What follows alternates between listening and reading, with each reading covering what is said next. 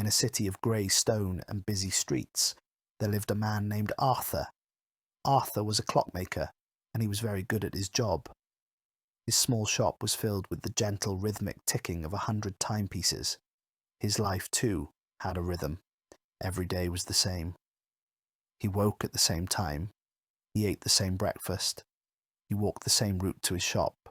He repaired clocks, ate lunch at his workbench, repaired more clocks, closed the shop, walked home, ate dinner, and read the newspaper until he fell asleep. Then he would do it all over again. Arthur wasn't unhappy, but he wasn't truly happy either. He was comfortable. He moved through his days like one of the many gears in the clocks he fixed, efficient, necessary, but without any thought of its own purpose. His life was a series of actions, but it lacked a reason. He never asked why. One Tuesday, a very old man with bright, curious eyes came into the shop. He didn't bring a clock to be repaired. Instead, he placed a small, tarnished brass compass on the counter. "This doesn't point north anymore," the old man said. "It points elsewhere. Can you fix it?"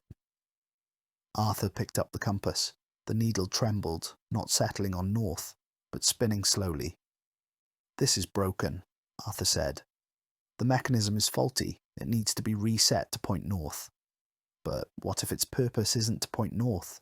the old man asked, a smile playing on his lips. "What if its true purpose is to point you where you need to go?" Arthur frowned. That was not how compasses worked. A compass had a single defined function. A compass that doesn't point north is useless, he stated logically. "Is it?" the old man challenged. "Or is a compass that only ever points north, when you're lost in a forest you never wanted to be in, equally useless?" He left the compass on the counter. "Look at it. Examine it. Perhaps it's not the compass that is broken, but your understanding of its purpose." Puzzled, Arthur placed the strange compass on a shelf, but its presence bothered him. Its spinning needle was a silent question in his world of sure answers. That evening, as he walked his usual route home, he passed the city park. For 10 years, he'd passed it without a second thought, but today he saw a man sitting on a bench, staring at a single beautiful flower as if it held the secrets of the universe. Arthur felt a strange tug in his chest. Why have I never just sat there? The thought was so simple, yet it felt revolutionary. This was the first crack. The next day, at his workbench, he was repairing a fine grandfather clock. He was replacing a mainspring, a task he had done 1,000 times, but this time he stopped. He looked at the spring. Why does this spring have so much power? What is its true role? Is it just to turn gears, or is it to give the clock the energy to measure something as precious as time? He was examining his work, and in doing so, he realized he had never truly examined his life. That night, he didn't read the newspaper. He sat at his small kitchen table with a blank piece of paper and a pen. He wrote a single question at the top. Why? Then he began to write down the truths of his life. Why do I fix clocks? He wrote, because my father was a clockmaker and his father before him. It is the family trade. Then he asked the deeper question, but do I love it? The answer that came was surprising. I love the precision. I love making broken things work again, but I feel no joy. Why do I live in this apartment? Because it is close to the shop and affordable. The deeper question, does it feel like a home? The answer, no. It is a place to sleep.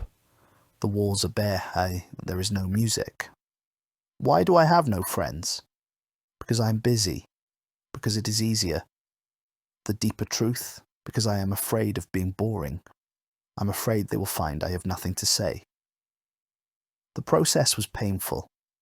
It was like taking apart a clock and finding dust and rust inside. He saw that he'd been living a life chosen for him by habit, by tradition, and by fear. He had been following a map drawn by someone else without ever asking if it led to a place he wanted to go. He looked at the compass on his shelf. Its needle was still. It was pointing directly at him.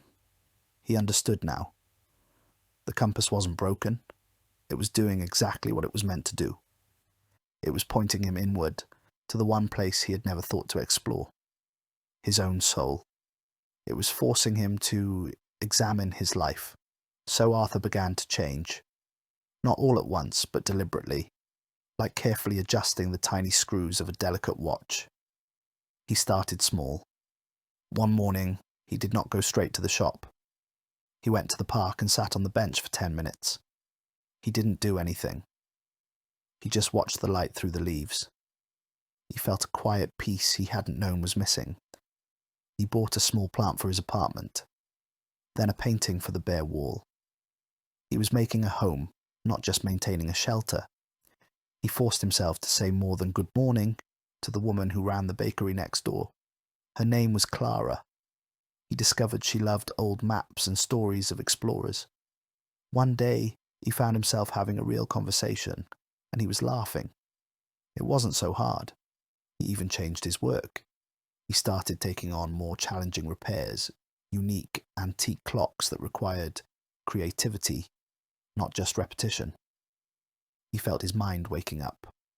The work stopped being a chore and started being a craft. Weeks turned into months. The old man never returned for his compass. Arthur now kept it on his own workbench, not as a tool for navigation, but as a reminder. One evening, Clara came to his shop. She saw the compass. "That's beautiful," she said. "Does it work?" Arthur picked it up. The needle, as always, pointed steadily at him. He smiled. "Perfectly," he said. "It does exactly what it's supposed to do.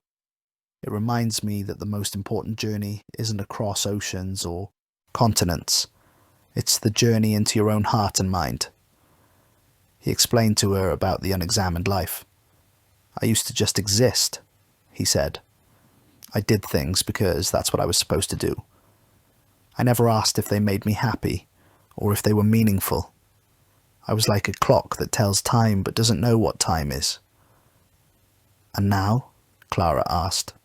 "Now," Arthur said, looking around his shop, which now felt like his shop, and then at Clara, who felt like a friend. "Now I am the clockmaker of my own life. I decide what time it is. I decide what deserves my time. I have examined the mechanism of my own being, and I am trying to make it tick with purpose, not just habit." He had discovered that an unexamined life isn't necessarily a bad life. It can be comfortable and safe, but it is like a book you never open. The pages are there, the words are written, but the story remains unread, the lessons unlearned, and the adventure unlived. It is a life of potential, left untapped. The examined life is not always easy. It requires honesty.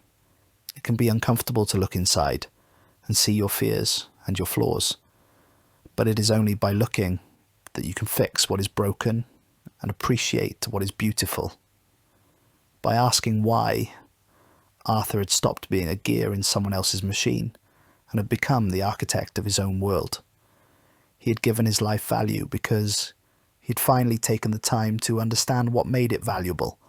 He was no longer just living, he was alive. The point of this story is not that everyone should quit their job or make dramatic changes. The point is to think. Your life is the most intricate machine you will ever own. To never look inside, to never understand why it ticks the way it does, is to risk it running down or being built for a purpose you never chose.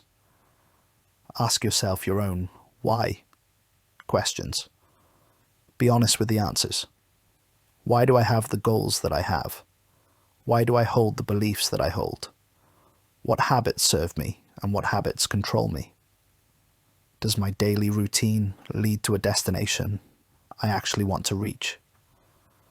An unexamined life is not worth living because its value is accidental. An examined life's value is intentional. You define it. You build it. You and no one else give it its worth. So pick up your own proverbial compass. Be brave enough to look at where it's pointing. The journey to a life worth living begins not with a step, but with a single powerful question. Why?